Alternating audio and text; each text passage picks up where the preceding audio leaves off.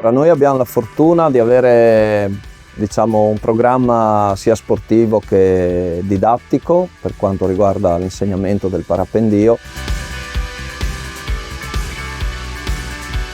Abbastanza fitto, dove nell'arco dell'estate solitamente proponiamo delle giornate di avvicinamento. I nostri corsi praticamente partono a settembre, si concludono a marzo-aprile, quindi capite che è un impegno abbastanza lungo.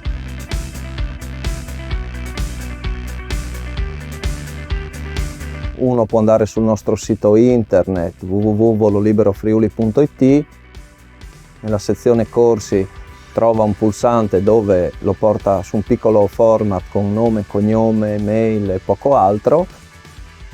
Entra nella mailing list e quando decidiamo di fare queste giornate di avvicinamento al volo che collimano con una giornata open day dove raccogliamo queste adesioni, diamo conferma delle attività, chi vuole partecipa gratuitamente.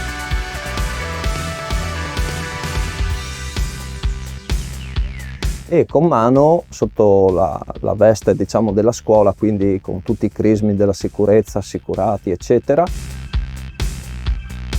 facciamo un'attività in piano qui a Bordano e praticamente uno fa la conoscenza materiale, dopodiché fa l'attività pratica seguito dagli istruttori e aiuto istruttori,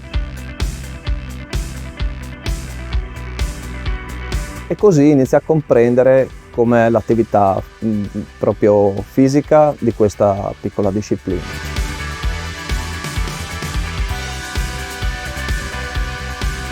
Segue poi una spiegazione tecnica per la parte documentale,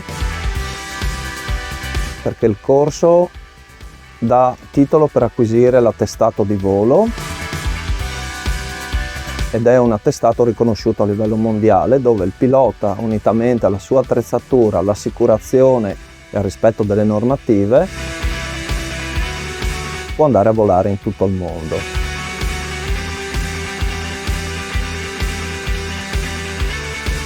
All'inizio anche l'impegno economico è abbastanza pesante, ma poi l'attività di volo in parapendio è quella nell'ambito aeronautico più leggera, più indolore a livello economico, perché ci permette di risalire una montagna a piedi, aprire la nostra attrezzatura rispettando le regole e librandoci in aria per fare un bel volo anche di parecchie ore, a volte anche di 2, 3, 5, 7 ore. Abbiamo i nostri istruttori, per esempio Arduino Persello, che detiene più record del mondo con 300 km in un volo unico e 10-11 ore di permanenza per aria. Quindi questo ve la dice lunga sul processo tecnologico e sulle performance dei nostri mezzi.